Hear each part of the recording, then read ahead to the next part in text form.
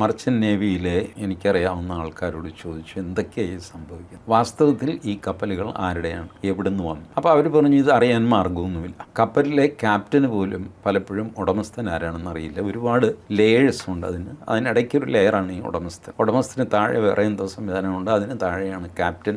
ഇങ്ങനെയാണ്. അപ്പോൾ ക്യാപ്റ്റനെ സംബന്ധിച്ചിടത്തോളം ഒരു സ്ഥലത്ത് നിന്ന് എണ്ണ ലോഡ് ചെയ്യുക, ആ സ്ഥലം നിരോധിത മേഖലയാണോ, ഉപരോധമുണ്ടോ, ഇതൊന്നും ആ മനുഷ്യന് നോക്കാൻ പറ്റില്ല. താൻ എണ്ണ നിറച്ചാൽ മതി, അവിടെ പോകും, എണ്ണ നിറയ്ക്കും. ഇത് ഈ 3 കപ്പലിലാണ് ഇവർ വെടിവെച്ചത്. 3ഉം ഇറാനിൽ നിന്ന് വരുന്ന കപ്പലുകളായിരുന്നു.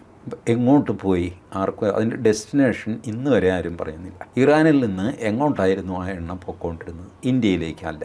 പിന്നെ എങ്ങോട്ട് പോയി? ഇന്ത്യൻ ജോലിക്കാരതിൽ വന്നത് ലക്ഷക്കണക്കിനുള്ള ഇന്ത്യക്കാർ കപ്പലിൽ ജോലി ചെയ്യുന്നുണ്ട്. കപ്പൽ ജോലി വളരെ ടഫായൊരു ജോലിയാണ്. ലോകത്ത് ഏറ്റവും അധികം ജോലിക്കാർ ഇന്ത്യക്കാരാണ് താനും. നല്ല പൈസ കിട്ടും, പക്ഷേ നിതാന്തമായിട്ട് ഈ കടലിൽ കിടക്കണ്ടേ. 3 മാസമൊക്കെ എടുത്തിട്ടാണ് ഒരു പോർട്ടിൽ നിന്ന് അടുത്ത പോർട്ടിലെത്തുന്നത്. അപ്പോൾ അങ്ങനത്തെ ഒരു ജീവിതത്തിന് തയ്യാറാവുന്ന അങ്ങനത്തെ ഒരു ഫിസിക്കൽ കേപ്പബിലിറ്റിയും ക്ഷമയും ഒക്കെയുള്ള ആൾക്കാർ ഇന്ത്യക്കാരാണ് കൂടുതലും. അതുകൊണ്ട് കപ്പൽ ആരുടെ ആണെങ്കിലും ജോലിക്കാരുടെ എണ്ണം കൂടുതൽ ഇന്ത്യക്കാരുടെ ആയിരിക്കും.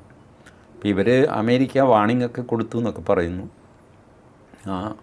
എന്നിട്ടും കപ്പൽ മുന്നോട്ട് വന്നാലാണ് അവർ വെടിവയ്ക്കുന്നത് ആൾക്കാരെ നോക്കിയല്ല വെടിവയ്ക്കുന്നത്.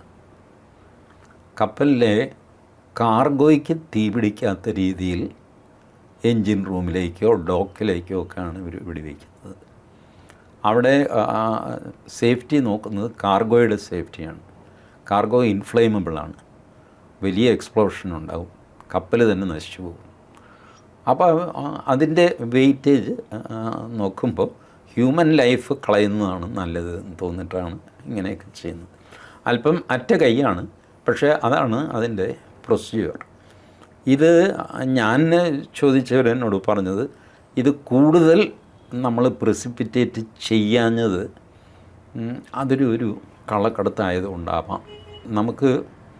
നമ്മളെ കാര്യം നടക്കണ്ടേ, നമ്മളുടെ എണ്ണം വരണ്ടേ.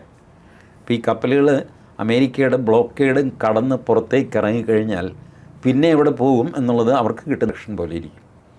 അതൊരു പക്ഷേ ഗുജറാത്തിലേക്കോ കൊച്ചിയോ ബാംഗ്ലൂർ റിഫൈനറിയിലേക്കോ ആണ് വന്നുകൊണ്ടിരുന്നതെങ്കിലോ അത് കൂടുതൽ ചർച്ച ചെയ്ത് കഴിഞ്ഞാൽ ഈ സാധനം എല്ലാം പുറത്തു വരും. വാട്ട് വാസ് ദ ഡെസ്റ്റിനേഷൻ, ക്യാപ്റ്റനെ വിളിക്കാം, ക്യാപ്റ്റനെ വിചാരണ ചെയ്യുന്നൊക്കെ പറഞ്ഞ് ഇങ്ങനെ പോയി കഴിഞ്ഞാൽ ചിലപ്പോൾ നമ്മളൊരു ബാഡ് ലൈറ്റിൽ വന്നു എന്ന് വരും. നമ്മുടെ സർവൈവലിന് വേണ്ടിയിട്ട് നമ്മൾ മാത്രമല്ല എല്ലാ രാജ്യങ്ങളും ഇതൊക്കെ ചെയ്യാറുണ്ട്. ഈ ബ്ലോക്കേഡ് നിലനിൽക്കുമ്പോൾ തന്നെ സകല രാജ്യങ്ങളും ചൈന ഇത് ചെയ്യുന്നുണ്ട്, ഫ്രാൻസ് ചെയ്യുന്നുണ്ട്, ഇംഗ്ലണ്ട് ചെയ്യുന്നുണ്ട്. ഇപ്പോൾ എത്ര വർഷം, 1979 മുതൽ ഇറാന് ഉപരോധമാണ്. ഇറാൻ എന്താ ചത്തുപോയോ? അപ്പോഴും എണ്ണ വിൽക്കുന്നില്ല ഇറാനെ കൊടുക്കുന്നുണ്ടായിരുന്നു, ആർക്കും അറിയില്ല. ഇത് എന്താ ബ്ലോക്ക് ചെയ്യാൻ? അന്ന് അമേരിക്ക ഒരു ബ്ലോക്ക് എടുത്ത് ഞങ്ങൾ ഉപരോധം പ്രഖ്യാപിച്ചിരിക്കുകയാണ്, നിങ്ങൾക്ക് എണ്ണ കൊണ്ടുപോകാൻ പറ്റില്ല ഇതിലെന്ന് പറഞ്ഞിട്ട് ഉപരോധം നടത്താൻ ഞാൻ എന്താ അത് ചെയ്യില്ലാതെ പോകും, കുറേ കണ്ണടയ്ക്കാൻ പോവും. ഇതൊക്കെയാണ് ഉപരോധം എന്ന് പറയുന്നത്. അപ്പോൾ നമ്മുടെ ആൾക്കാർ മരിച്ചു എന്ന് പറയുന്നത് ടെക്നിക്കലി അവർ വേറൊരു കപ്പലിലെ എംപ്ലോയീസ് ആയിരുന്നു. ഇന്ത്യയുടെ കപ്പലല്ല, ഇന്ത്യൻ ഫ്ലാഗല്ല, ഇന്ത്യൻ മാനേജ്മെൻ്റ് അല്ല. നമുക്ക് അതിനകത്ത് ഒരു സേയുമില്ല. ബട്ട് നിങ്ങൾ ഒരു വാർ സോണാണല്ലോ, അത് യുദ്ധത്തിൻ്റെ ഏരിയയാണ്.